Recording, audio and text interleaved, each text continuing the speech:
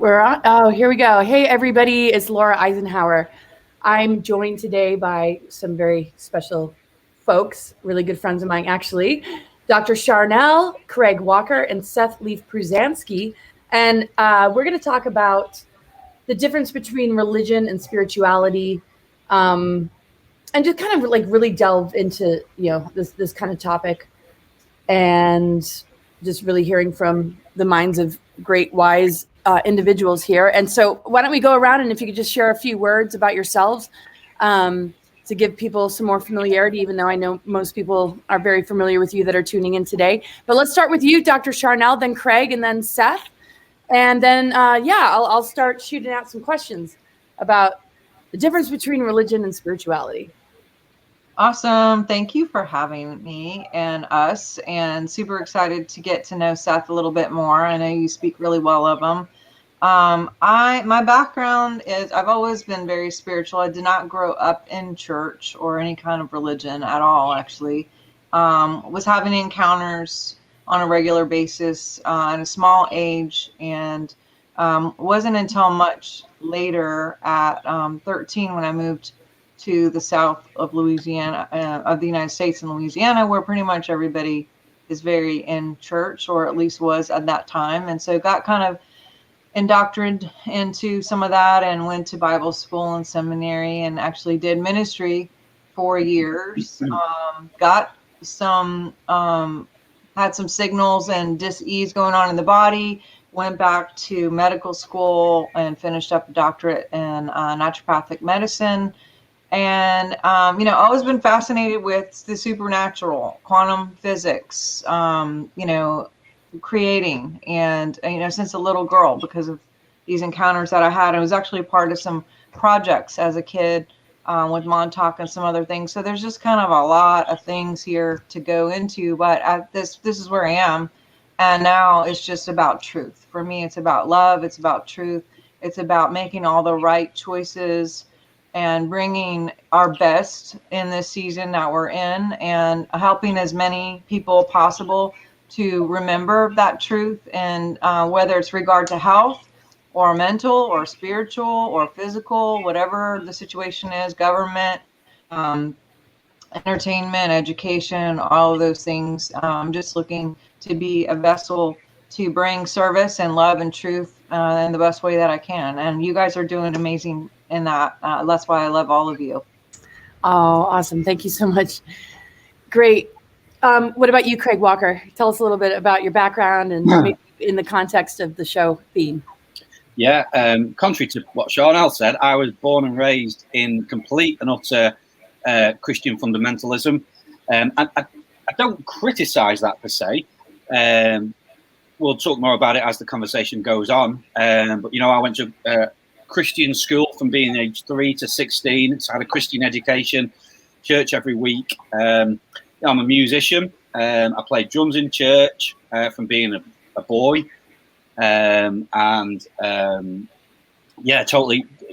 Totally fundamental. Had an awakening experience several years ago where it was glorious and painful at the same time, and began to see the truth, and it highlighted many of the problems with religion, and I've been on that journey ever since. Sharnael's been a massive help to me on that journey.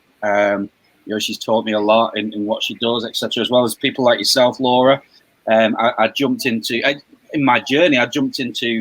disclosure because, again, like Sharnael, I had a massive interest, always had an interest in the supernatural. So in the confines of religion, like angels, or even though they're seen as out there, but I always longed for some form of experience, not just a belief, but an experience.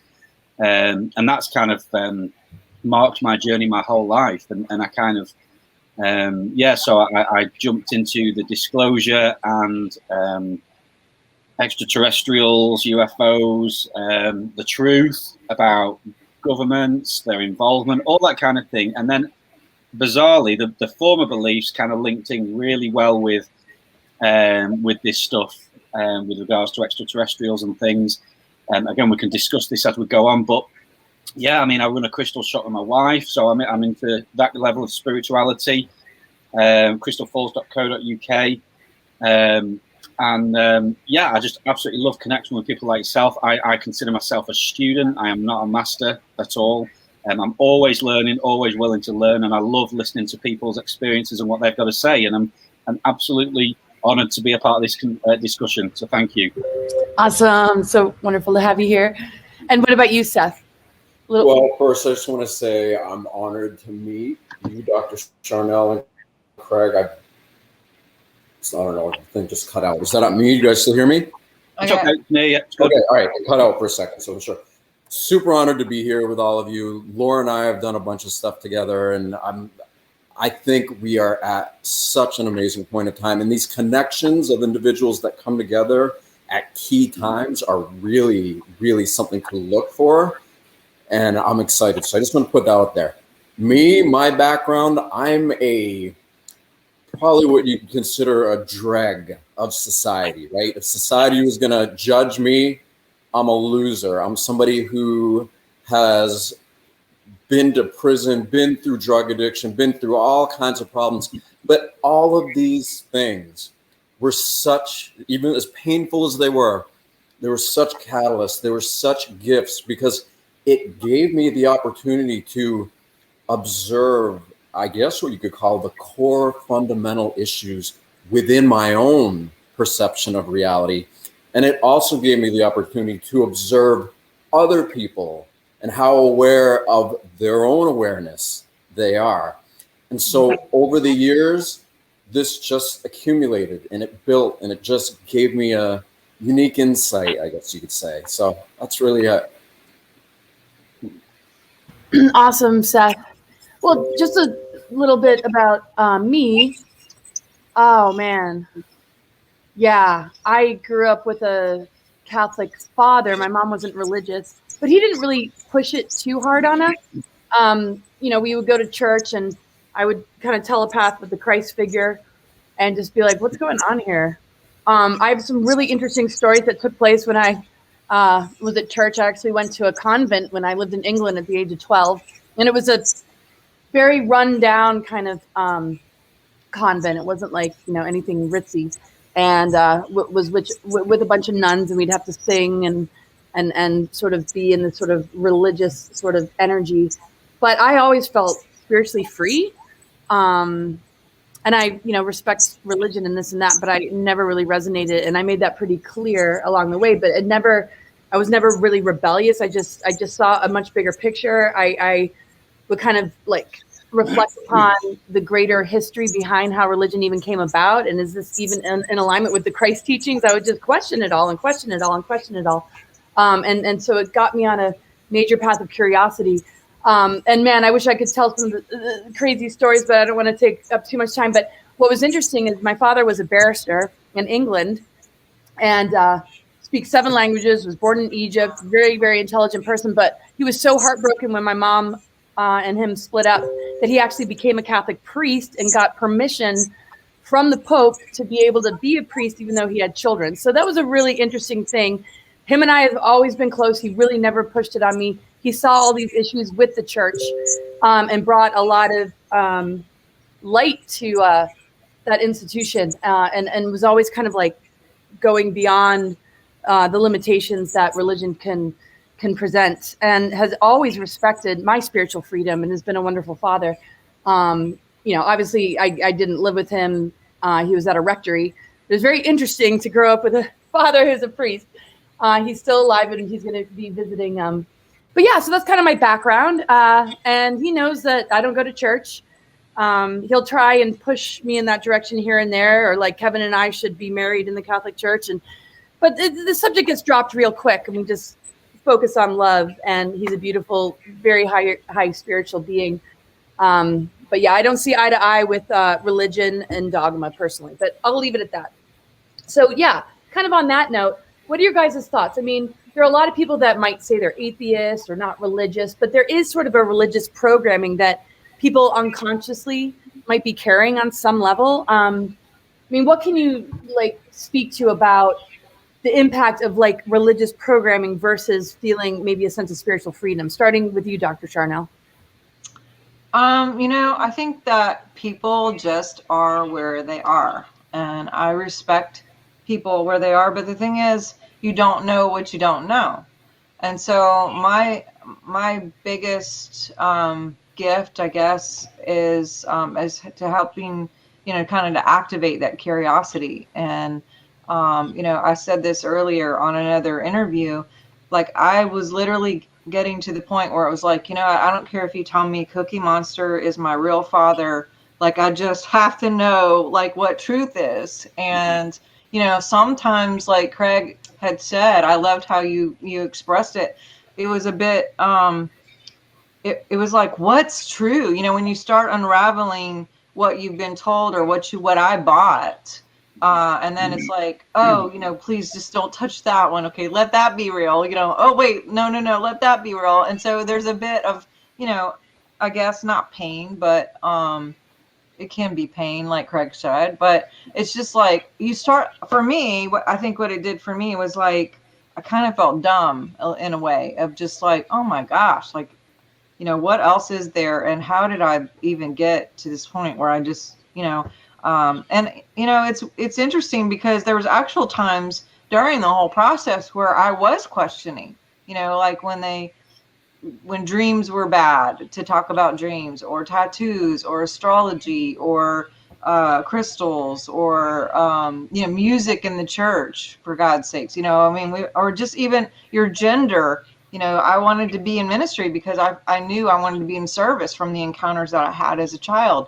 And for me, the way they explained it was like, well, you got to do this. And it was this pegged in, ministry behind a pulpit kind of deal. And, but I didn't have the right body parts for that. So I was completely exempt and could just marry a guy, who could do that. So I could be a part of the show or whatever, part of this whole, institute. But then it was like totally fine if you were in a missionary in China or somewhere else. So I started to, I was seeing all these like inconsistencies to what was being brought to me. And, I guess I was a little bit on the edge because it was like, I got a nose ring and they're like, oh, that's like, that's, you're putting that to the gods or whatever. Okay, well, it's in the Bible that people did that and it meant something else. And like, I would just always like bring up like what I knew was truth in comparison, and people, not always like that. And eventually I was just like, okay, I'm just gonna have to like depart and go a different, I'm gonna exit this matrix. And I love God, absolutely, because God is in every one of my cells, and I love absolutely fiercely and protect and security truth and love are everything to me. And so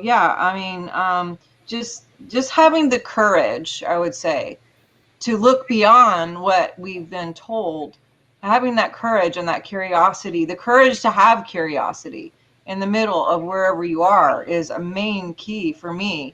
And, I love Seth's story because, whatever he's been through, whatever Laura's been through, whatever Craig's been through, whatever all of you who are watching, we all have our version of like, different parts of the journey that, cause an activation to know what's right and wrong and to know what a new perception can look like. Because when we have that shift, then we get a new reality. And so it's just Earth School, dude. It's just all Earth School. And I don't hate any place where I was. I don't hate anybody for where I was and who I was with. I am just where I'm at, and I love where I'm at. I love where it's going to take me. And I love being able to remember that we are creating this new Earth. And as we collectively remember that individually and then collectively, we get to do some really freaking amazing things. Beautiful, Dr. Sharnael. That was awesome. What are your thoughts, Craig, about just kind of the lingering, maybe religious programming that might still affect you or what you might notice in others? Yeah. I want to say at the outset that I think you made the point, Laura, that I've never left the teachings of Christ. What the church, the institutional church, has done is does not teach the message of Christ, basically. And I think that's why people like yourself who have a spiritual intuition can't resonate with the institutionalized religion, because it teaches this is the way. Anyone that disagrees is wrong and they're going to hell, basically. When actually the actual message of Jesus is, I came to mirror you in myself. He came to reveal to humanity who we really are. The church doesn't teach that. It teaches you've got to do X, Y, and Z in order to be. When Jesus says, you are, I am. So I've never left the teachings of Christ. But what I have found in having a spiritual awakening, that the teachings of Christ actually liberate you to really delve into the truth. It gives you the freedom to follow your heart and follow your path. And so, yeah, I don't attend church or anything like that. I haven't done for a long time because I just can't align with that system. It's so restricting. And so, yeah, in my journey, I committed myself. I want to go and talk to people who I've been taught to demonize, So I went and spoke to atheists. What do you believe? Why do you tick the way you do? Or I went and spoke to Muslims, like, come on, let's have a chat about things. And what I found was we all fundamentally want the same thing. And if I'm being brutally honest, if there's one group that I found who encompasses that, it's the groups like this. People like yourself, Laura, and Sharnael, and Seth, who are, you see that truth is all encompassing. And I mean, Jesus said, the truth will set you free. You know what I mean?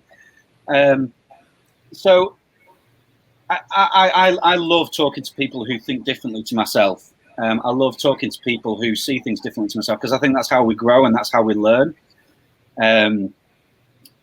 So fundamentally, I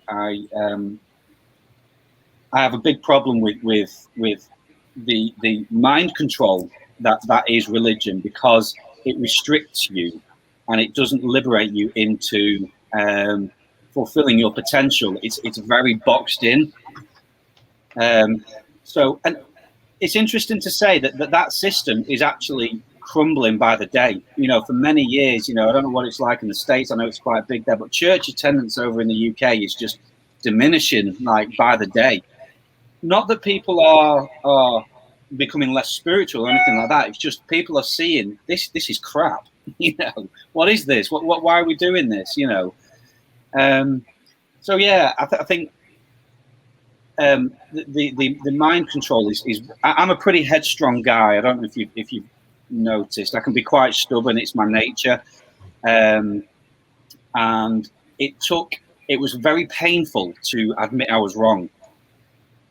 So it taught me humility, to have an awakening, and to accept that people know better than me. And when you're a stubborn fundamental, that's a hard thing to accept. But true humility is an absolute. It's a gift. It's beautiful, because I could just sit back and listen now and talk to people in this way, and it's very, very liberating. Very liberating. Oh, that's awesome. Thanks for sharing that. Oh, man. What are your thoughts, Seth? Well, I would love to first kind of start with what Dr. Sharnael said about we don't know what we don't know. And I'd like to take that even further to the degree of, do we even know what we think we know? Yeah. When you take that back and you go to the roots, it's like, okay, first of all, even this language that we're speaking wasn't really ours to begin with, much less any language. So it calls into question all of what we think, all of what we believe, all of what we perceive. How much of it really comes from a place of empowerment versus not, right? And then you take into consideration, and Laura and I were texting each other a little bit, and I said something to her.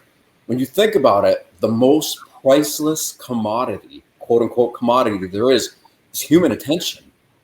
And people don't think of that, because human attention is whatever you focus it on, you amplify that. Mm-hmm. And if you don't know the power inherent or innate within your own consciousness, you don't know how powerful you are. And so then to play off what Craig is saying, with all these institutions who maybe at the upper, higher levels do know the power of human attention, especially when you get a whole bunch of people focused on specific outcomes. Look at the shit, excuse my language, that we've been taught. Like we're being taught to be afraid of death. We're taught to be afraid of life. We're taught to be afraid of frickin', like everybody's worried about everything, right? And Dr. Sharnael said it, the courage, like that's the whole thing. They don't, okay, let's even stop with us versus them, because there is a part of all of this that is so perfect. I mean, there really is no us in them. Everything is so perfectly aligned in a way where here we are at the 11th hour of what appears to be happening in the world, where it's like we're left with no choice but to go in and turn the power on. And what is the power? What is spirituality? What is this energy? For me, all I know is like there's some invisible field of energy that's causing my heart to beat. It's an invisible field of energy. It's causing all these systems in my body to exist. It's way more intelligent than I am. And when I take this human attention and I focus on them and I condition myself to love it, I realize that that becomes like a skill. Because the more I start to love it, I don't know if it just cut out, but sorry if it did.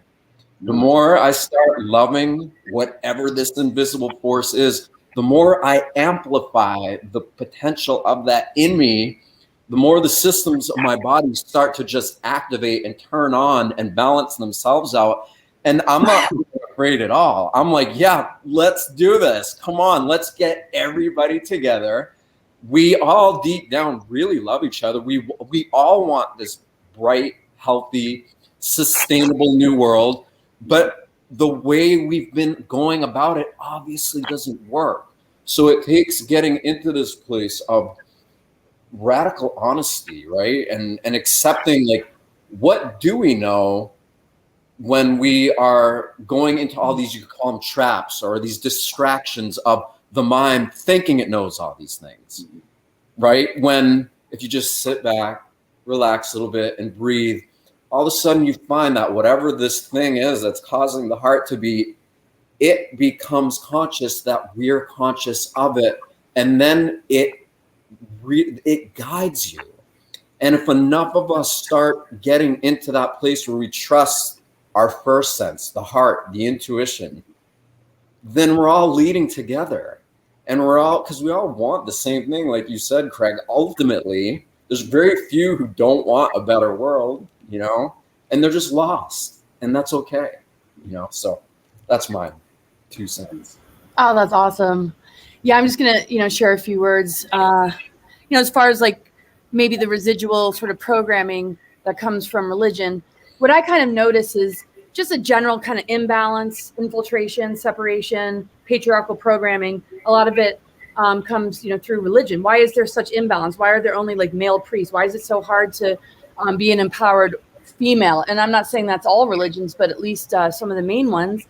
And just how that sort of reverberate or sort of like ripples out into the collective, this level of imbalance. And when there's imbalance, to me, one's vulnerable to infiltration, whether you're an individual, whether you're an institution. If there's not balance and harmony, things can begin to, infiltrate. That's why there's a major underbelly to some of these religions and things that are going on that are very, questionable. So just kind of, noticing that and having a lot of questions about that. I mean, to me, like, life gives us exactly what we need to self-correct, to be on a spiritual path, to learn life lessons, to face adversity through the humility, like you were talking about, so that we can really live a spiritual life where it's a 24/7 thing, living a path of integrity, being a person of love, being a compassionate individual, allowing ourselves to pay attention to the messages that life is trying to show us. And to me, spirituality is a very personal and sacred thing, and something that we need to cultivate as individuals instead of experience through an institution, which has a certain sort of separation. If you don't, believe in this, then you can't really participate. You have to go through this indoctrination in order to be accepted. It's like, to me, that's kind of like defeating of what it truly means to be a spiritual being. I have a lot of respect for the good qualities of religion and how that can help a person have a moral compass and help them to grow. But I think there's a certain point in which we need to kind of break free of that, and honor where it might have served us, but to really serve our greater needs so that we can be a service to others, and be able to reach a more diverse humanity, and appreciate the diversity in oneness is diversity and harmony is true oneness. And like you were talking about, Craig, talking to different people, wondering what their thoughts are, not being limited to your own belief system, not trying to convert people. I noticed that some of the meanest people and the most judgmental are all about Jesus Christ. I'm like, are you kidding me? Yeah, So, you're right. what are your thoughts on that, Dr. Sharnael? I mean, have you noticed that? Like, people, like, Jesus will save you and Jesus is the only way. And they're almost like mean and judgmental about it. It seems very off as far as, the Christ teachings. And I mean, kind of take that question wherever you want to go, if there's other thoughts coming in, but just to kind of get the ball rolling of how people really build an ego and a sort of self-righteousness with maybe a particular religion or faith that they practice. Yeah, I don't want to lump everybody into one, group. But that is definitely an observation that was prevalent in the circles that I was in. Of course, I met the most amazing, beautiful, loving people as well. But yeah, it was this whole very, and still can be, very like this way, or you're bad, or you're wrong, or, you're humiliated or scorned or shamed, or and what have you. I mean, we actually did scalar waves on Jesus. Scalar waves on Jesus are the highest of any person on the planet. So Christ is great, definitely the Son of God, definitely an avatar. All that is cool. Whatever you believe, that's great. I'm just talking about science. Mary Magdalene actually had equal. So there's that like male, female, which rocked my world, because I was just like, wow, they don't teach that at church. But also, but what's interesting is we actually tested the followers of Jesus and also the follower and Buddha. We tested Buddha. He was in like the 800, 900, close to the 900s. 1,000 is the highest you can go. So Buddha was great. But the followers of like Buddha were actually way higher on scalar waves as far as love and enlightenment than the followers of Christ, which I don't like the word Christian anyway, because how do you, Christ or Christian means to follow something external, which Christ would never have liked that terminology, because his teaching was Christ within, hope of glory, right? But so how do you follow something that's already in your DNA? So when people are like, yay, let's wait for all these people to do the things or what this situation or this person to do the things, it's like, no, you're the one, we are the one, I am the one. So remembering truth, when people say like, oh, I'm just praying God does blah, blah, blah. Like, well, I'm praying you do that also, because God is in you. It's not about anything waiting. It's about us. So we get to remember the technology within. And again, I have like mucho love and respect for everyone's path and where they're at. And I've always kind of been like, okay, if that's where you are, that's where you are. And I'm cool. I gave up like soda 2 decades ago, but I didn't run around like everyone has to quit soda or you're the devil. It's just like, I'm like, I see someone drinking soda, I'm like, cool, peace, if they ask me why I'm not drinking soda, because my health and blah, blah, blah, I'm not going to go on this campaign to like make everybody think the way I am. I will present. I will ask questions if questions come to me with the undercurrent of actual love and curiosity, not with confrontation or fight, because I will not debate. I will not fight. I will not argue. If you come and there is a undercurrent of love and peace and just absolute seeking of truth and remembering truth, then I love those conversations like Craig was talking about. I'm there. I'm here. I'm there for you to discuss. And also, if you're going to come on my page and be like, this is stupid, you're the devil, this is a witch, blah, you know, like, is this biblical? You know, I'm like, yeah, blank, you know, just sometimes I will delete, depends on how bad it gets. Spiritual hygiene. Sometimes I will present, and if I feel led, and sometimes it's just like I don't even answer. I just let other people like be the one. So it's just, you know, I go with where I feel on each occasion is you know, my requirement in those cases. But I mean, even yesterday, I just posted something about crystals, and someone was like, "Is that biblical?" And my response was, "Well, our freaking like ceiling fans biblical? Are airplanes biblical? Are you know, writing utensils and markers and crayon books biblical?" Like, what a weird question. Why do you ask? You know, it's like, so does that person actually use that as a baseline for everything that they use in their life? Like, what about Facebook? What about computers? Like, so are you just going to be in a cave somewhere with your Bible, and only the things that are in the Bible are you going to access or use or utilize in your life? So it's just weird to me, like how there's like pick and choose what is acceptable. Ceiling fans, totally fine. Crystals, not. I mean, this is actually from the earth.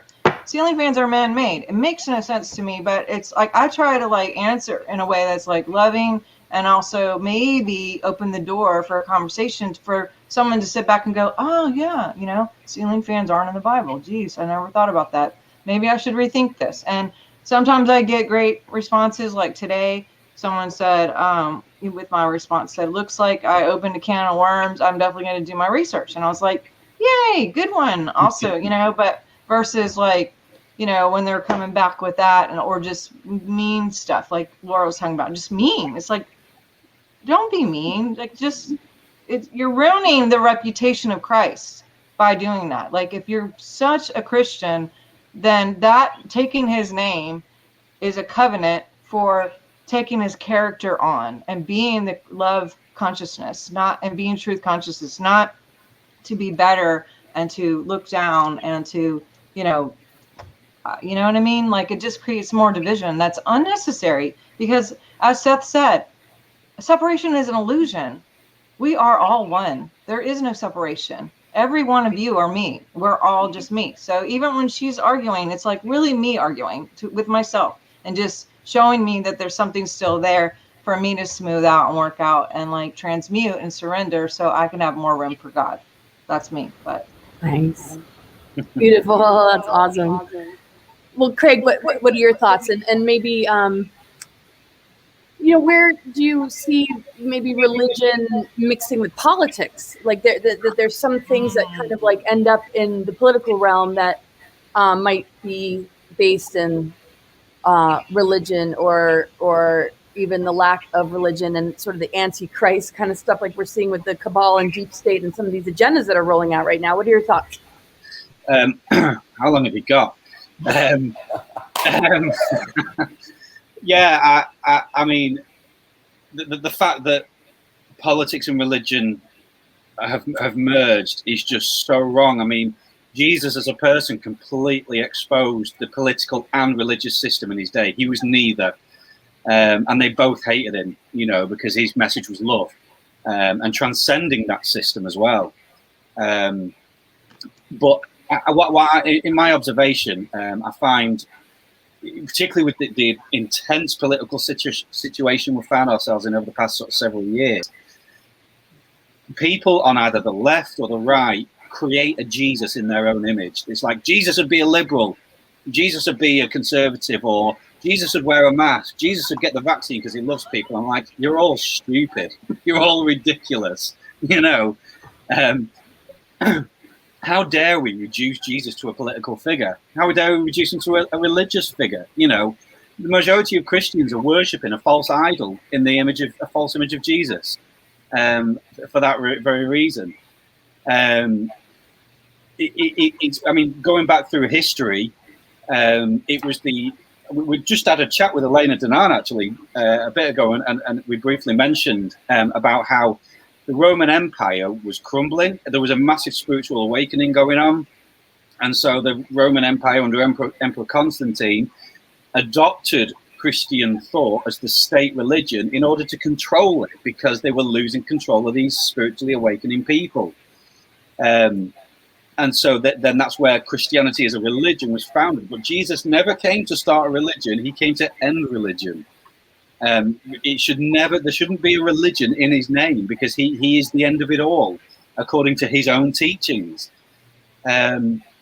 So yeah, I get sort of wound up about this merging of I mean, not just Christian. I mean, you know, the Islamic State as well is a classic example. I follow a guy called Safi Kaskas, and he's a Muslim scholar who's translating the Quran to make it relevant to today.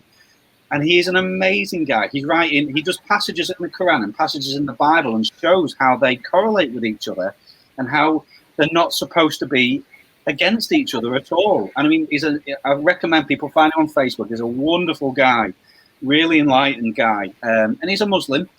And we might not see eye to eye on certain theological things, but this is where love transcends all that kind of thing.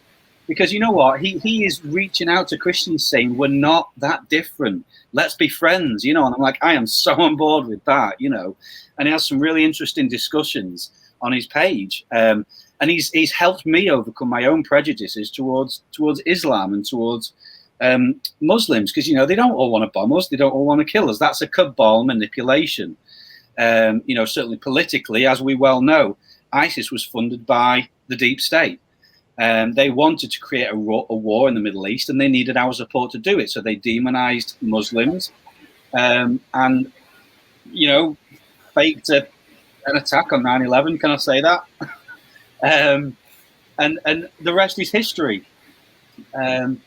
So, yeah, spirituality, I think, I don't know what's going to come out of what's happening now with regards to politics, etc., because both systems don't serve us anymore, particularly where we're ascending into.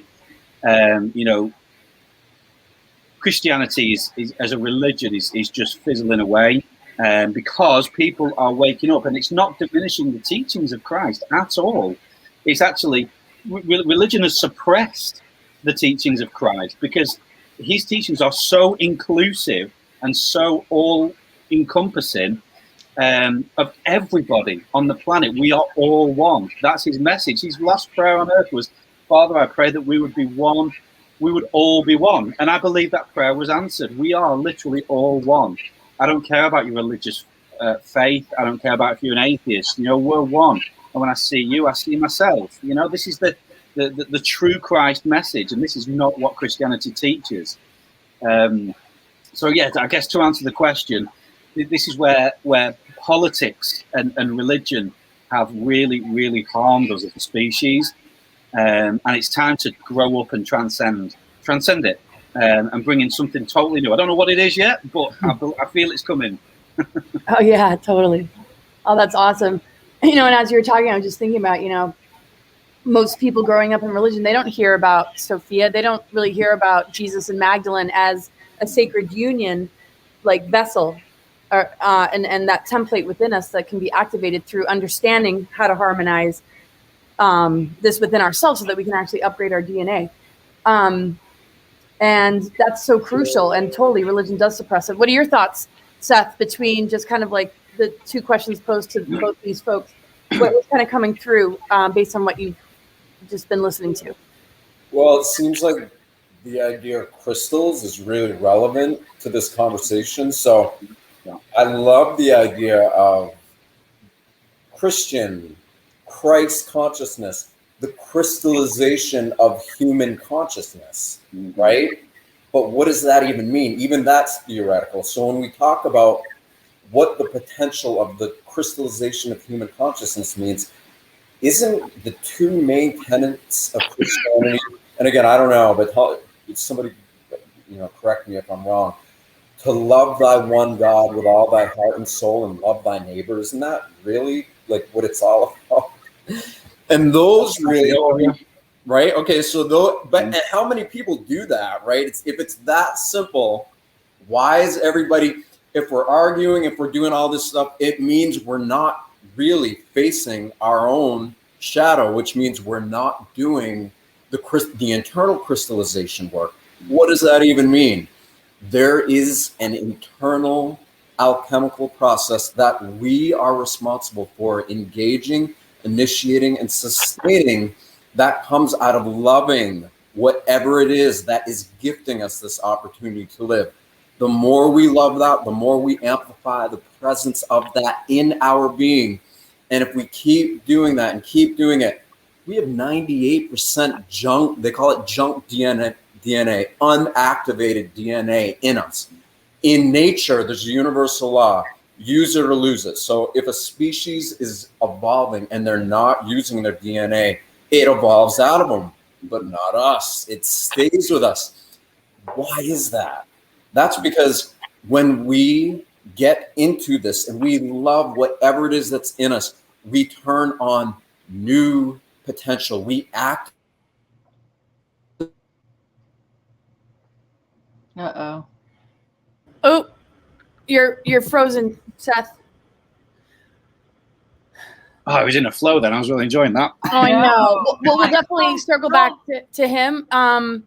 Once he gets back on, we will reconnect with him. But I would, people talk a lot about like new age deceptions, or they project sort of this like, oh, that's new agey, like if you work with crystals, or if you use the term Christ consciousness, or you love the earth, oh, you're a pagan. I mean, like, how can such sacred things be demonized and almost like a threat to religion or to even, people, where they don't even give something a chance or understand the healing properties? Like, what can you speak to us about new age deceptions, or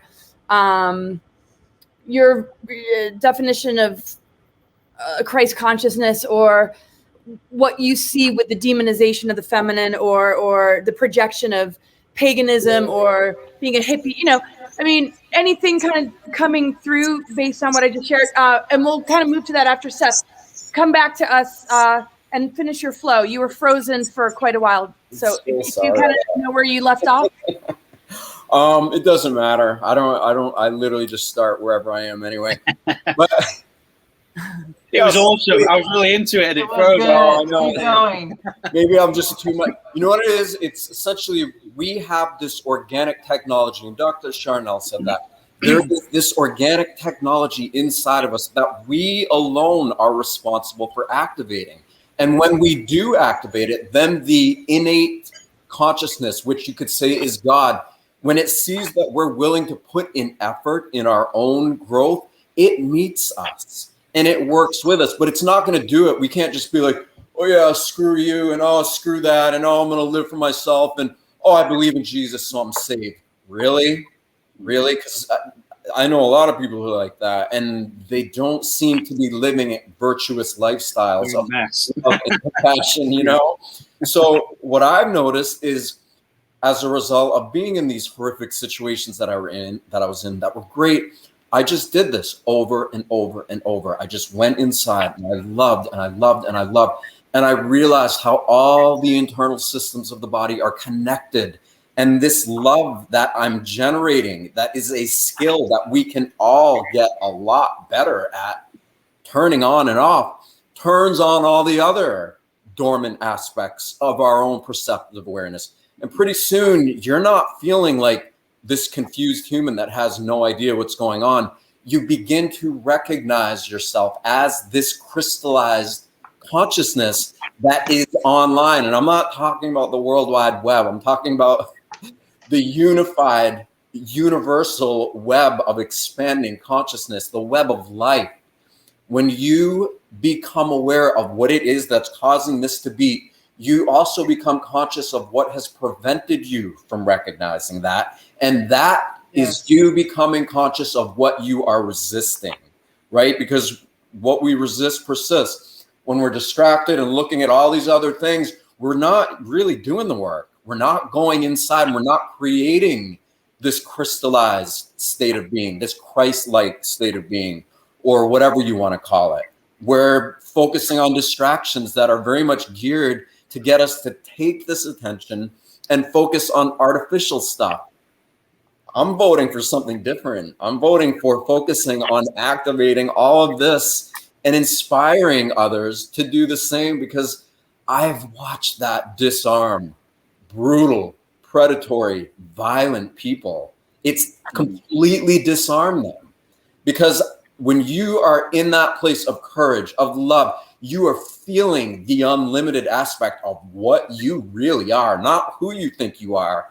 And you can hold that space to the degree where you're not afraid to live, you're not afraid to die, and you can be that in the face of anything.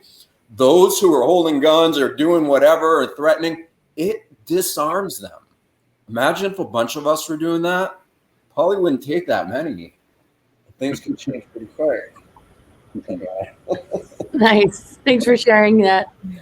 I mean, Yeah. it seems like there's like an underlying insecurity or something. I mean, to fight in the name of God, to go to war in the name of God, or to deny the feminine or any of that, and not like know that there's something very, very wrong with that picture, or just to, yeah, I mean, false teachings of Christ, but also false teachings of like the Marys and Sophia, not even bringing Sophia up, like she doesn't even exist. What are your thoughts, Dr. Sharnael? It sounded like you had something to say in light of what Seth just said. So maybe go there first, or whatever is just coming up for you based on some of the maybe themes I brought up just now, and anything you want to share.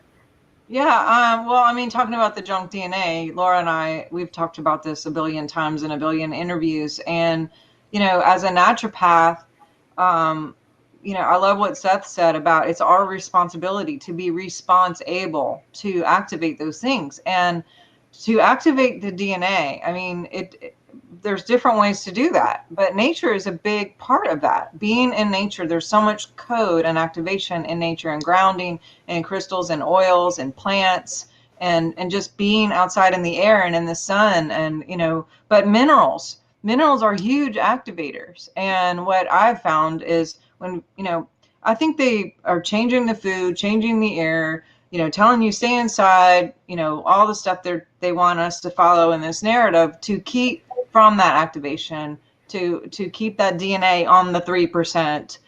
Because like what Seth said is, you know, when we awaken, he's correct. We don't just awaken to what's the truth, but what we believed as the lie and the deceptions there. And so, and then what happens is, as we activate, we're not just activating for ourselves, we're activating for many, because we are all one. And even studies have shown that if I don't know you personally, if I go and just talk to your 5 of your best friends, then I'm going to pretty much know who you are.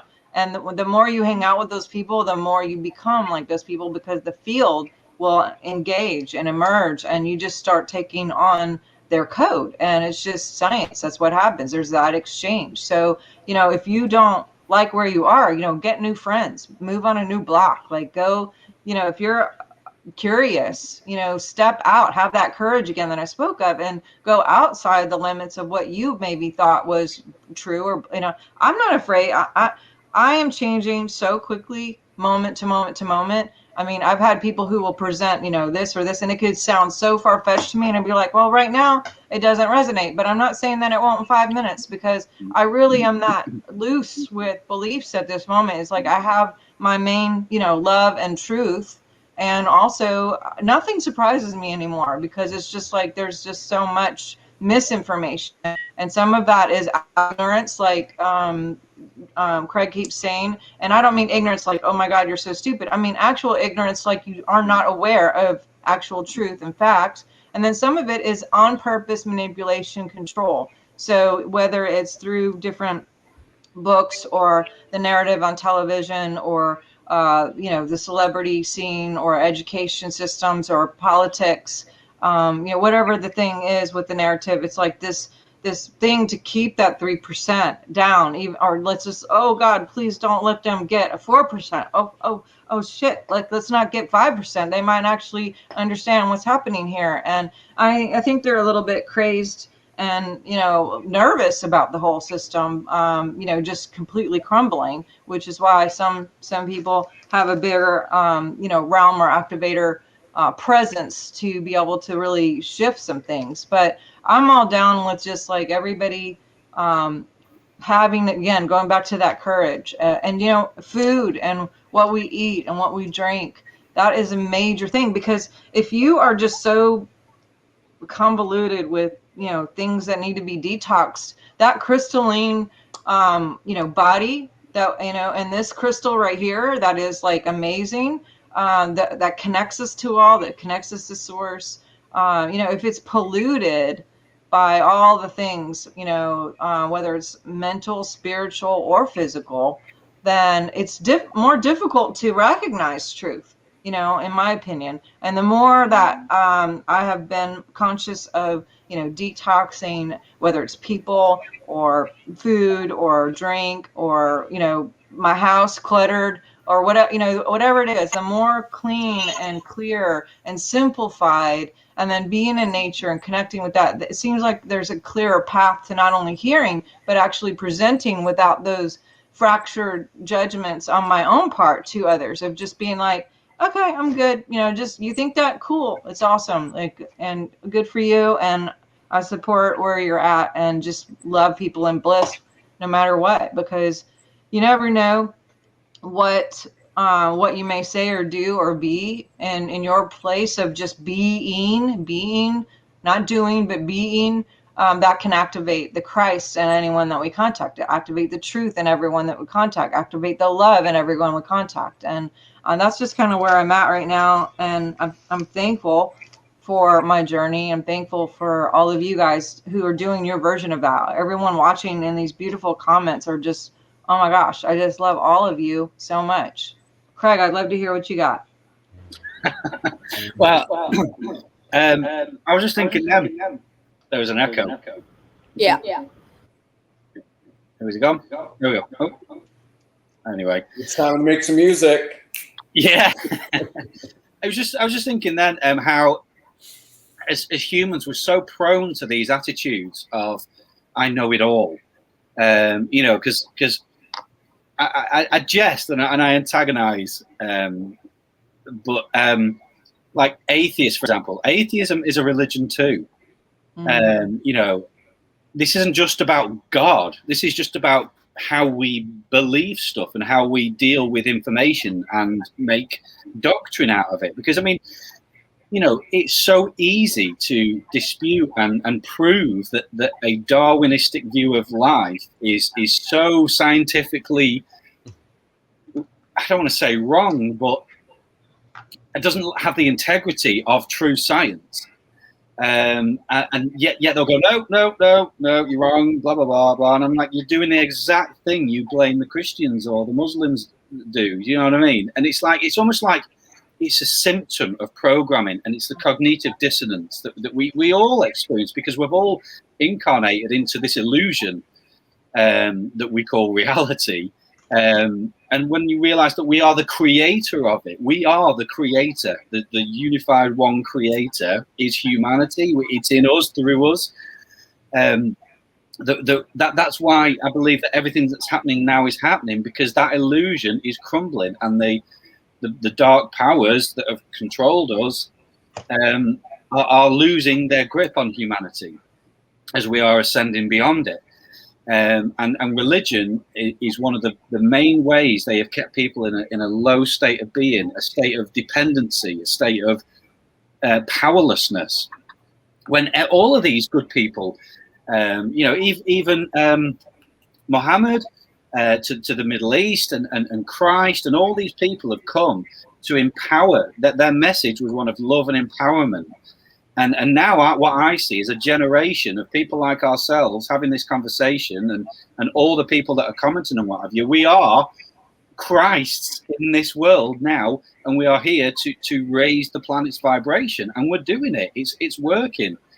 And I find, in all honesty, more Christ-likeness in the, dare I say, New Age circles than I do in church. I find people more in tune. I'm looking at Seth there, you're just resonating. And I can feel it. I can literally feel it coming from you through the screen, And I think it's just bizarre to me how we've been so segregated into our little groups, and we're all being controlled to fight each other. And it's over. It is seriously over. No more separation, no more disunity, and it's just such a joy to connect with people and talk so openly about it like this. I love it. It's wonderful. Thank you. Oh, totally. Thank you for sharing that. Yeah, I mean, that's totally where it's at. I mean, walking the talk. There's no separation. There's no programming. You see somebody for who they truly are. You see beyond the programming. We need to encourage each other to be ourselves and be authentic. To me, that is a really powerful spiritual expression, is to honor our uniqueness and our individuality, and have sort of this personal sovereignty be a prerequisite to unity consciousness, so that we can all be embodied in the divine template of whatever anybody wants to call it, Christ Sophia, the electromagnetic energies that are part of our circulatory system with the cosmos and the earth, and how that circulates through our chakras and helps us to clear out what doesn't serve us. It's a path. It's an everyday thing. So I don't know. Yeah. What are your thoughts, Seth? Anything kind of coming through that, anything that is coming through based on what these guys have shared, or, Always. that's kind of bringing up, just the projection on like new aginess and paganism, if you're connected to the earth. I mean, like you don't have to go in that direction, but what's kind of coming through? Well, I mean, that's kind of like stories, right? We're so addicted to these, like I said at the beginning, this language that we're speaking wasn't really ours to begin with. So a lot of the things that we say in it are related to meaning that we've ascribed to external things that then reinforce who we think we are. And we keep going in these loops. Oh, this is that, and that's this, and this means that I'm this in relation to that. What if we're not any of that? And I want to relate that to what you were saying, Laura, earlier about this idea of war. Like, so many people right now feel like, all right, we got to fight. We got to fight for freedom. But guess what? That is an endless battle. Okay. You can win one battle, but guess what? There's just going to be another one right after. So the bigger question is, why even fight? Is it really about fighting wars? Because then we're just contributing to this.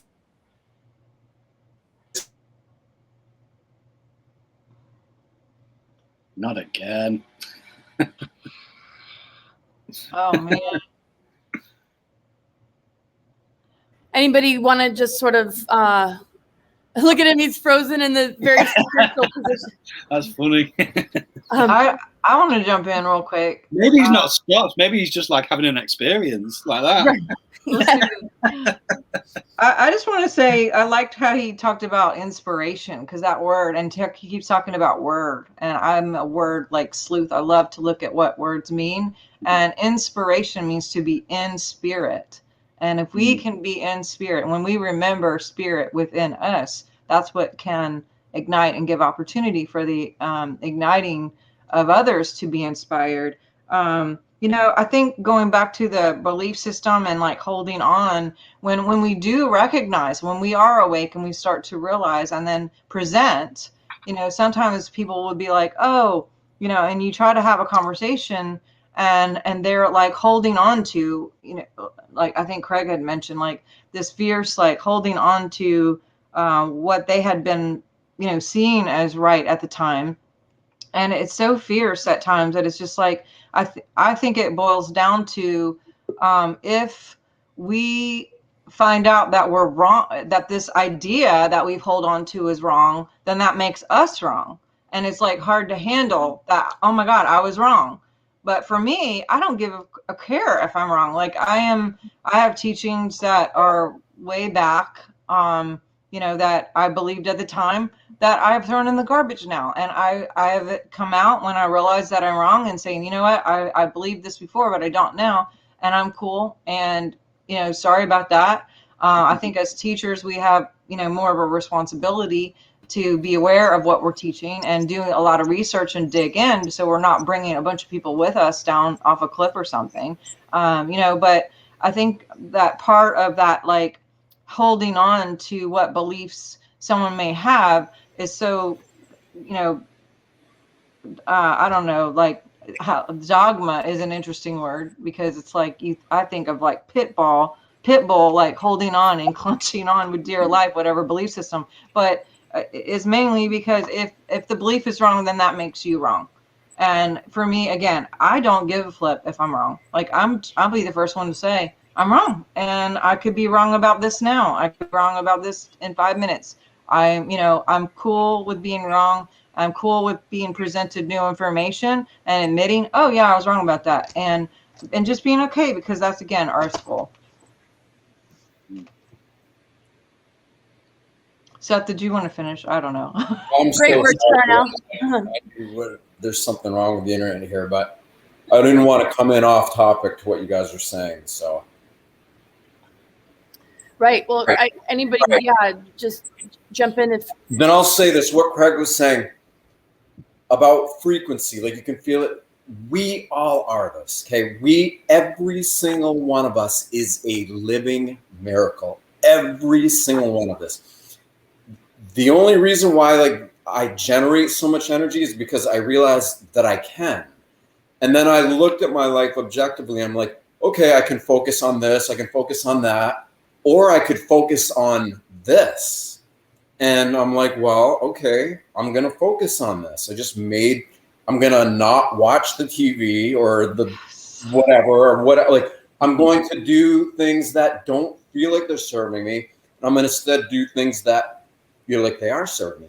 There's a great quote. It says, the power plant doesn't have energy, it creates energy.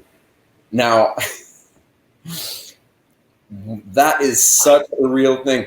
And that's what I'm talking about. When you realize that whatever it is, this miracle that is allowing us all to exist, that's causing our heart to beat, when you start focusing on it, it becomes conscious that you're conscious of it. That magnifies that consciousness right there. All of a sudden, you're having an intimate relationship with what is giving you life. Then you're like, oh my God, this feels better than anything I've ever done. And I've done a lot of things that feel good. Nothing feels better than this. So I made another rational decision. I'm like, all the drugs, all the things, all the behaviors, all of that stuff that I was addicted to, including who I think I am, doesn't feel nearly as good as whatever it is that's giving me this opportunity to live. So the more I practice being in love with that, the more that love began to spread throughout every other system in and around, because our bodies don't just end with our skin. It extends out into infinity, and we are in alignment with the coherence of the physical and non-physical universe, but we got to create that within. That's all it is. That's all that I've done. And every single one of us is capable of doing that. And in fact, I feel like to the degree that we do that, we're just going to, no, you don't want to fight. You don't want to argue. You don't want to bicker. You don't want to say somebody's this or that. You're like, okay, let's come together because we already know that we love each other. We already know that we want the best for each other. We want a good world. Let's put our hearts and minds together and create solutions, because you know what? They're already there. And if we weren't bickering and going off on all these stories and belief systems that were never really ours to begin with, we just might find the solutions to the biggest problems and beyond. We're right there, right in front of us the whole time. We were just too wrapped up in who we thought we were to see it. That's so good. Oh, awesome. Is there any thoughts, Craig or Dr. Sharnael, or any questions that you guys wanted to bring up to everybody that we haven't, discussed? Any sort of questions you want to answer yourself and kind of pose to the group? Either one of you, or? Well, whilst I'm on, it would actually be a really nice opportunity just to say thank you to people like yourself for being so accepting of people that are overcoming religious control, mind control issues. Because what I've found is a lot of acceptance in these circles, and nobody's trying to stop me thinking what I think and believing what I believe, and that's what I mean. I find more inclusive love in whatever circle you want to call this than I ever did in church. Church was always about, you got to believe what we say, otherwise you're out, sort of thing. And so to come to a community that's just like, look, we love and accept you for who you are, whatever, you're welcome, be here as long as you want. It's very, very refreshing. And and so, like I said, there's a lot of, I personally know a lot of Christian people who are asking the right questions, going down the right path, finding the truth, and they're coming to conversations like this, and it's really, really helping them, and it's helped me in over the years as well, things like this. So just a massive thank you for being so welcoming and accepting of recovering religious people. Well, gosh, something came to mind as you were talking. The truth frequency. When we're aligned with truth, we can see through lies, which helps us to navigate this human experience. And with everything that's coming down in the world right now, with you know, the possible mandates and, you know, people kind of going into fear and panic and the masking and all this and that, I think it's very, very hard for them to see the truth because they're not really in alignment with that frequency. Any, you know, and that's kind of what was really coming through as you were talking, is how important that is, so that if we could all do that, you know, we might feel a lot more empowered, and we'd be able to see the lies and deceptions from a greater reality that's presenting itself to us. Any thoughts, either one of you? Yeah, I think it goes back to identity, what Seth was saying. You know, I have a friend that says all the time that there are two main questions that everybody is asking, and the first one, we hear this internally. It's like, you know, who do you think you are? Like when you step out and you do something, it may be external and maybe internal. There is no difference. There's no separation of, you know, when you do something and people are like, oh my God, who do you think you are? Who do you think you are? And at the same time, the real question is, who do you think you are? Yeah. And when we know our identity, when we know ourselves, like Elena had mentioned in a interview previous, know thyself. When we know ourselves, when we know who we are, when I know who I am, and I am that I am, and that is my truth, and that is my belief, that is my perception, that's what creates my reality. I am that I am. That's what reflects in, and that's what magnetizes back to me. And when you get a match to I am, oh my God, all caps, like it is fantastic to see the patterns that shift, the synchronicities that come, the healing that comes, the expansion of love and truth that comes, not only to me, but to everyone that I'm connected to, because of what Seth had said. It's an inside job. Everything is an inside job. My entire book is about miracles and how it's all about us, and not focusing, like he said, on trying to fix everything around us, but going inward and fixing us, like shifting us, remembering and being. It's when we shift us, we actually shift for everyone. It's not, you know, and I think part of the training in religion is we must go out and like recruit, or, you know, Evangelize. you know, like there's evangelism, and there's even like days of the week that there's this, like, you know, you go visitation, and, you know, I even saw some comments here of like, it's our purpose in the States to evangelize the world or whatever. It's like, I understand where they're coming from, but it's not this outward like push. Otherwise, if you're pushing and you're having to force, then that is the definition of manipulation and control. And when we are pushing and when we are trying to force, then we're no better than the opposition, which is, you know, the lower vibration, the lie, the deception of pushing and controlling. And it's the definition of witchcraft. And so, you know, I am like all about living in love and being and living in my truth and staying as much as I possibly can, and just helping anyone to ignite to that and remember that. And Laura, I got to say, you coming into my world, you know, through your grandfather is a long story, but my life has not been the same, and I'm just so thankful for you and Craig, and now Seth, and, you know, so many people. And it started with me remembering. And then guess what? These people show up. Your tribe shows up, and you will be supported, because I am God supported. So when I remember I'm God supported, guess what? The support is here, because it's already here. Everything's already here. It's just when I remember it. It's just when we remember it. And, you know, that goes with politics and everything. Is just being and remembering and making those action steps as God in us. I'm not saying I'm a God and I'm over everybody, but I'm just saying it's in our DNA. And we make choices as God in action to create new earth as we choose and our timeline. And the more of us, the better chance we have to have this beautiful tapestry of new earth. Oh, that's so beautifully put. That's so awesome. Yeah, it's incredible when we're in this vibration of awareness and understanding we're multidimensional and expanding beyond the limitations of what we've been told it is to be human.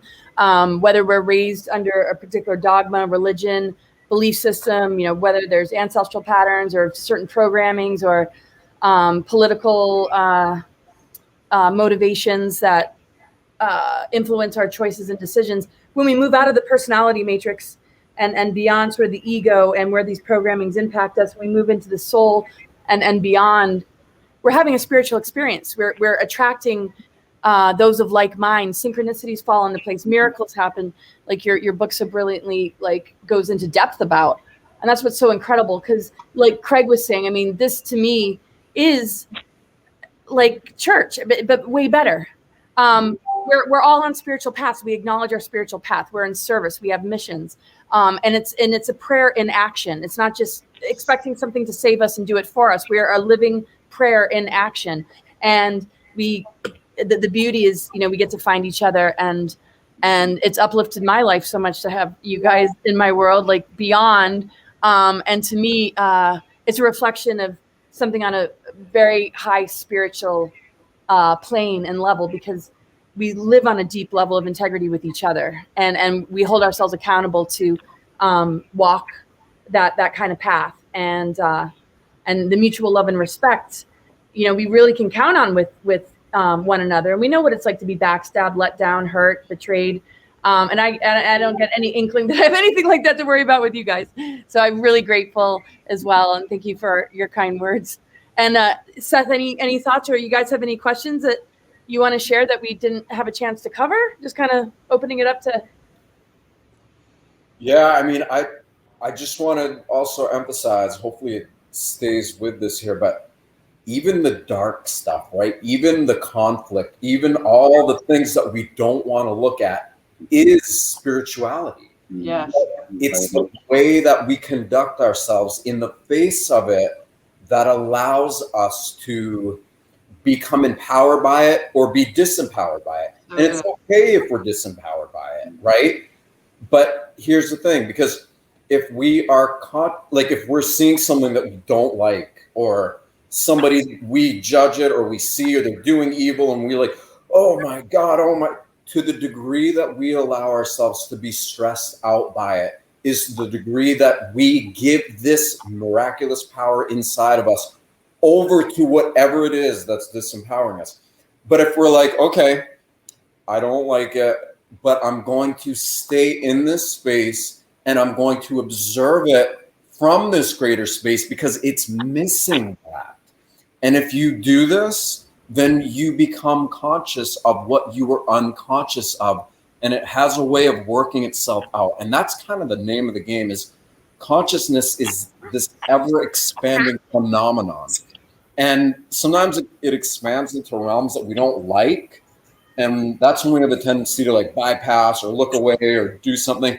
But if we just expand into it, trust that it's all right, know that this too shall pass, there's probably one of the few biblical phrases I know, then it does. It eventually passes. And the gift or the reward is that we then evolve. We become conscious of what we were previously unconscious of. And thus we're giving our power to it. And we're no longer doing that. It doesn't hold that power over us anymore.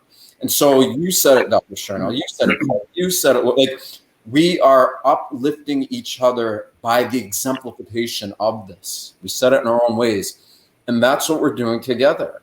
We are literally, you can't fake this stuff. Like you have to be a living example of it. And then you just practice. That's it. Sometimes you're really good at it. Other times you screw it up. That's okay. Forgive yourself. I love you guys so much. And what you're saying, it creates such a safe and sacred space. I could go on and on about yeah. But it creates such a safe and sacred space. Oh, sorry, you keep cutting out. Yeah, my internet's off, so sorry. Oh yeah. Oh well, but you came on, and we heard everything that you shared, and it was super awesome. But I think that's what's so important, is creating a sacred space, because we're all here to heal ourselves, but there are people that can hold space for others to be able to do that through helping them to feel safe, grounded, and in alignment, and seen for who they really are. And Dr. Sharnael, you being a doctor, and you working with crystals, being a naturopath, and just all that you understand as far as the science behind miracles. Wouldn't you say the reason you have such success with clients is because you hold such a powerful sacred space for them to do their own kind of healing? And to me, being a doctor has sort of a very spiritual component to it. And when the spirituality is lacking, how is a person really going to heal in a doctor's office just being given a pharmaceutical? To me, you're like the real deal minister doctor, and the integration of both is really powerful in you. Do you want to speak to any of that? Well, a doctor actually just means teacher. And that's what doctors were supposed to be doing, is teaching. So we're not dependent on a person externally, but we're remembering what to do with responsibility. And so I don't like repeat people. I like empowering others to remember what to do on their own, create their own miracles, their own shifts in their body, restoration, wholeness, truth, love, and then they can go do it for somebody else. That's to me is a real teacher, is not creating a dependency where you need everyone to come back to you every week, or be on some medicine that's going to have side effects, or keep this ball going. But Craig, all of us are teachers, where it's just different. I don't know. Right. And you as a musician, Craig, that's got to be a very spiritual experience, and a form of kind of maybe tuning yourself up or feeling just that strong connection. Can you speak to us sort of about just you as a musician and how that relates to your spirituality? Oh yeah. Music is, what is it? It's just frequency. What is spirit? It is all frequency, everything. As a musician, it's how your energy systems react to it.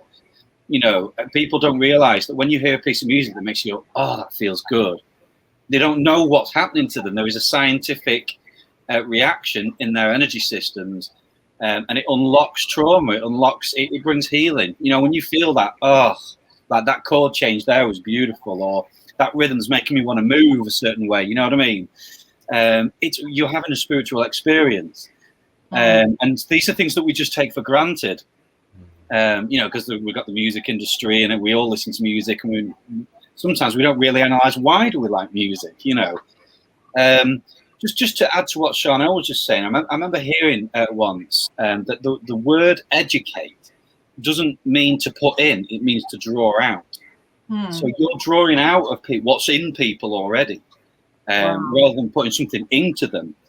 And I think that's what all you guys are doing. I think that's what this conversation is doing, and that's what music does. It's to draw out what's inside, the divine that's inside every one of us. And yeah, sort of as a few years ago, because for those that don't know, I'm in a band called Nth Ascension. We'd written our second album, and we came into the studio again to write our third album, which actually turned out to be our last one, called Stranger Than Fiction, which I came up with the title because I was going through this experience, and I was like, the truth is so much stranger than fiction, But we came, and it was just like, we just couldn't go through the motions of just writing another album, We could have done it. We could have thrown some notes together and thrown some lyrics together and stuff, but there's something deeper, something that we're seeking to pull out from within, to release into our music, to be able to draw that out of the listener as well. And yeah, it's rock music, and it's not about taste. It's about energy. I could listen to classical music or jazz or heavy metal or rock. If it's got that energy on it, I'm there. you know. I think a lot of musicians are tapping into this, and all they know is it feels good, but they don't really know what they're actually doing on a spiritual level. But as we are all spirit beings, and we all respond in a certain way, you know, like, have you ever heard of guitar face? What guitar face is? You know, when you get a guitarist doing the solo and he's doing all this with his face, he's having a reaction to the energy that's in him, you know, and he's expressing themselves, you know. So yeah, if that answers your question. Oh yeah. Well, I was just thinking about like the subliminals too, and just how you know, there's a lot of tactics used by the deep state to alter frequency, to create stress, anxiety, and addiction, and just it feeds like lower emotions. And this is what I love about just when somebody's really in a high place of integrity as a musician, like yourself.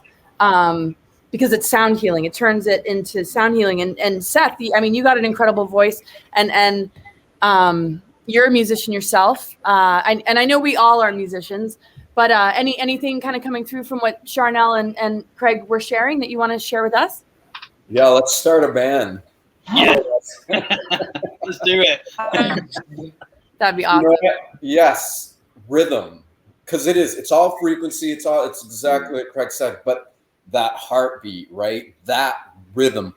When we all get into that rhythm together and locked in, that's coherence, right? And that's what I love about music is you could have 4 people or 5 people with all different belief systems, but if they can get their instrumentation and vocals, whatever, all in harmony, all locked in together, that is a form of coherence. Mm-hmm. And there's such power and beauty. And you know, for me singing, I love singing. A lot of the times I just sing. I just let go and I sing, and I'm like, oh, it feels so right that it has to be, you know, it's that kind of thing. Oh, that's so awesome. Yeah. You know, like people that do the kirtans or, you know, when there's music connected to spirituality, it just, you can feel it circulate through your whole system. It's so incredibly healing. I always find it so impossible to stand, sit, and kneel, and just singing some of, oh God, man, church. I don't know. You know what, Laura? I am the church. These are my stained glass windows right here, and you know, I know you guys have your version, but I'm like, we got this. That's so wonderful. Anybody, any final thoughts? I know it's probably time to close, but maybe we'll just go around and kind of everybody just share your final thoughts and words. What do you think? Starting with you, Sharnael. Me, my final thoughts. Just I want everyone to go out and to remember love, to do the inner work, to take time, even if you have to like book time in the morning to set it apart for yourself, you know, self-care, and just to reflect, get into nature, go outside, breathe the air, enjoy good nutrition, and you know, definitely if you're interested in finding out more about me, swiftfire.org, I have books and stuff. I don't know if you guys are interested in that kind of stuff, but I'd love to keep doing this. We have to have another show like this. This is fun. I know. Thank you for having me. Oh yeah, it's so uplifting. I just feel, giving energy to these sort of things can you know shift a person out of maybe internalizing stuff. I mean, it's a lot about inner work, but we want to share and express the things that we're discovering, and it's so important to really pay attention to it and set ourselves free. It's up to us. If we want the system to change, if we want to see the deep state and cabal be dissolved and taken out, we have to cut the cords and not feed it, and understand that there's a much, much greater connect that we can have with spirit and with the core divine center within ourselves and this earth to generate a beautiful reality that we can absolutely co-create. So that's going to kind of be my final thought. What about you, Craig, and then Seth? Again, just massive gratitude to yourself, Laura, to Seth and Dr. Sharnael. You're all doing amazing work that has helped me tremendously. Seth, I've only met you recently, but I'll be certainly checking you out more. But if I could offer any advice, it's to be humble, be teachable. You know, there's nothing wrong with having beliefs as such, but just be teachable. In my experience, the more I learn, the more I realize I don't know. And embrace mystery, embrace the fact that we don't know everything, and connect with people, other people who will help you on your journey. And it's a wonderful thing to connect with people like yourselves. Oh. Awesome. Thanks, Craig. Thanks so much for being here. And final thoughts, Seth? That was an awesome, like, Houdini trick you just pulled there, Laura. You just came back. Yeah, I was wondering what was going on. It just knocked me off. It was weird. Yes, it was beautiful to gather with you guys. I feel all of you. I feel your heart. I really appreciate everything that each of you bring to the table, so much more than I could even express in words. And to the public, I just want to say to everybody who's watching is be aware. Right? Calm down, bring the stress levels down a little bit, and just don't get so attached to this taking sides thing that's going on. Because while everybody's so distracted, focusing on what they think is happening, what is really happening is just going right by us. Mm-hmm. And so the more we look at that or allow ourselves to be seen by that is a better way of saying it, the more we can harmonize with it, and the less significant all these things that everybody's bickering and arguing and all, the less significant those things are going to be, because we're going to be anchor points to be able to ground in something, a frequency, a miraculous state of being that will absolutely, if enough of us do it, override all of this stuff that's everybody's so afraid of. Yes. Awesome. Wow. Great words, everybody. It's been so wonderful to share this space with you. I look forward to creating more with you guys and just sending you all so much love. Thank you for tuning in. And my website's cosmicgaia.org. Sign up for my Telegram channel. I have a new platform, Conscious Vitality. Craig, where can people find you, and Seth as well? And we heard from you as far as where to find you, Dr. Sharnael. Do you want to share website, you guys, or Facebook page, or like how can people? Yeah, I'm on Facebook. I've got 2 accounts, Craig Walker and Craig Martin Walker, because I keep getting banned. Banned is enthascension.com. I have a crystal shop with my wife, crystalfalls.co.uk. Go and check us out. Contact us. We're more than welcome. You know, everyone's welcome. Thank you very much for the time. Awesome. Seth, where can people find you? Interestingly, my website has been down. I don't know why. But you can find my book. I wrote a book, I'm Awake Now What, it's called The Fight to Enlighten, Initiation Through the Heart is the Only Way to Win. It's on Amazon until I get somebody else to pick it up. But it's not a book that I ever planned on writing. And it's just something that I put out because I was like, you know what? If I put out things that I would never want people to know about me, it'll give permission for other people to do the same, to purge, like Sharnael was saying, the toxic thoughts, feelings, behaviors, actions, the things that we don't know we're conscious of. It gives people permission to get that out of their system. And so I got to a point where I got beyond all my past enough to feel comfortable putting it out there to inspire other people to do the same. So The Fight to Enlighten, if people want to get it. Awesome. All right. Well, take care, everybody. See you next time. See you next time. Bye. Love you guys. Bye, everybody. Goodbye. Thanks for showing up, guys.